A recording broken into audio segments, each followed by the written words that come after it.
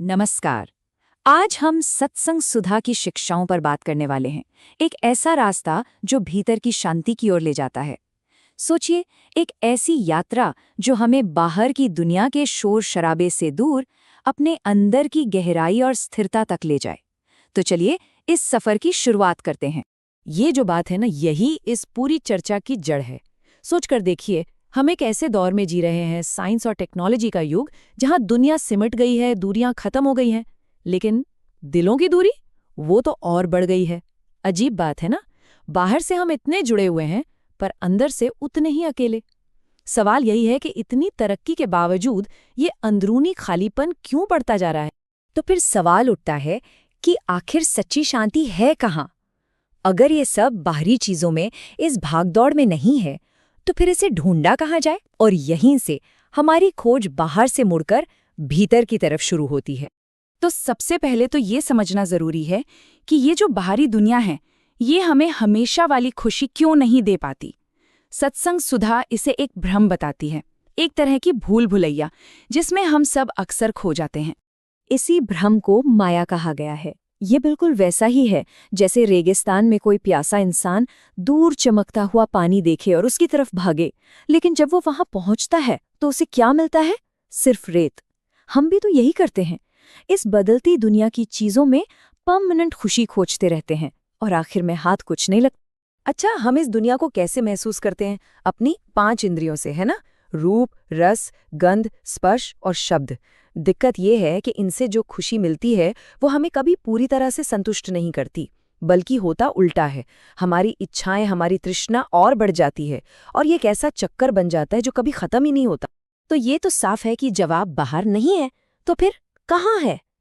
चलिए अब अपनी खोज का रुख बाहर से अंदर की ओर मोड़ते हैं, जहां इन शिक्षाओं का असली सार, असली मतलब छिपा हुआ है। और जवाब बहुत सीधा है। जवाब बाहर है ही नहीं, जवाब भीतर है। सच्ची टिकाऊ शांति कोई ऐसी चीज नहीं जिसे बाहर से खरीदा या पाया जा सके। ये तो एक अंदरूनी खोज है, एक ऐसा खजाना जो हमारे अंदर ही छुपा हुआ है, बस उसे ढूंढने की देर है। ये बात कितनी गहरी है। आपका शरीर ही शिवालय है। मतलब जिस तरह मंदिर या कोई भी पवित्र स्थान होता है, ठीक उसी तरह हमारा ये शरीर भी एक मंदिर ही है। उस परम शक्ति को खोजने के लिए कहीं बाहर जाने की जरूरत ही नहीं है, वो तो हमारे अंदर ही मौजूद है। और जाहिर है, जैसे हम बाहरी मंदिरों को साफ सुथरा रखते हैं, पवित्र रखते हैं, ठीक वैसे ही इस भीतरी मंदिर को, यानी अपने मन और शरीर को भी पवित्र रखने की जरूरत है। बाहरी पूजा पाठ से भी ज्यादा जरूरी है अंदर की पवित्रता। अपने मन को गलत विचारों से, गलत कर्मों से बचाकर रखना, असल में तो यही सबसे बड़ी पूजा है। अब ये जो अंदर की यात्रा है, ये कोई आसान सफर नहीं है। ये रास्ता अनजान और गहरा हो सकता है। और सोचिए, जब हम किसी अनजान जगह पर घूमने जाते हैं तो एक गाइड की जरूरत पड़ती है ना। बिल्कुल वैसे ही इस आध्यात्मिक रास्ते पर भी एक मार्गदर्शक का होना बहुत जरूरी है। गुरु नानक देव जी ने कहा है, गुरु बिनु घोर अंधार। और ये बात सत्संग सुधा में भी आती है।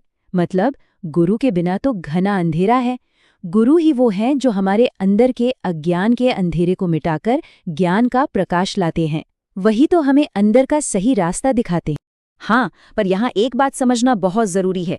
गुरु को कोई पूजा की वस्तु या भगवान नहीं बताया गया है, बल्कि वो एक अनुभवी गाइड है, एक टीचर हैं।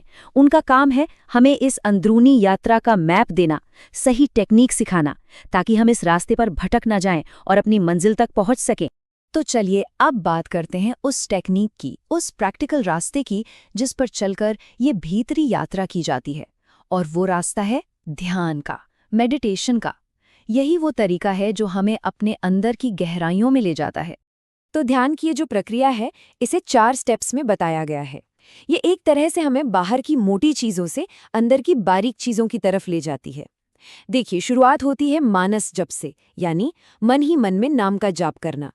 फिर आता है मानस ध्यान, मतलब किसी रूप पर मन को टिकाना। तीसरा स्टेप है बिंदु ध्यान, अपनी चेतना को एक अंदरूनी बिंदु पर फोकस करना। और आखिर में आता है नादानुसंधान, यानी उस दिव्य आवाज पर ध्यान लगाना जो हमारे अंदर हर पल गूंज रही है। अब इन सारे स्टेप्स का मकसद क्या है?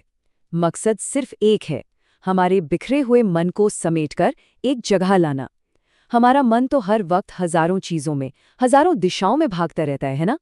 ध्यान बस उसी मन को पकड़कर एक पॉइंट पर ले आता है, और जब ऐसा होता है तो जाहिर है उसमें जबरदस्त शक्ति और शांति पैदा होती है। और पता है, इस अंदरूनी सफर में दो बहुत खास अनुभव होते हैं जिन्हें अंतर्ज्योति और नाद कहा गया है। अंतर्ज्योति मतलब अंदर एक दिव्य रोशनी का दिखाई देना जो मन के सारे अंधेरे को मिटा देती है, और नाद यानी एक ऐसी दिव्य ध्वनि का सुनाई देना जो हमारी चेतना को ऊपर की ओर खींचती है। कह सकते हैं कि ये अनुभव इस रास्ते पर मील के पत्थर की तरह हैं जो बताते हैं कि हम सही दिशा में हैं।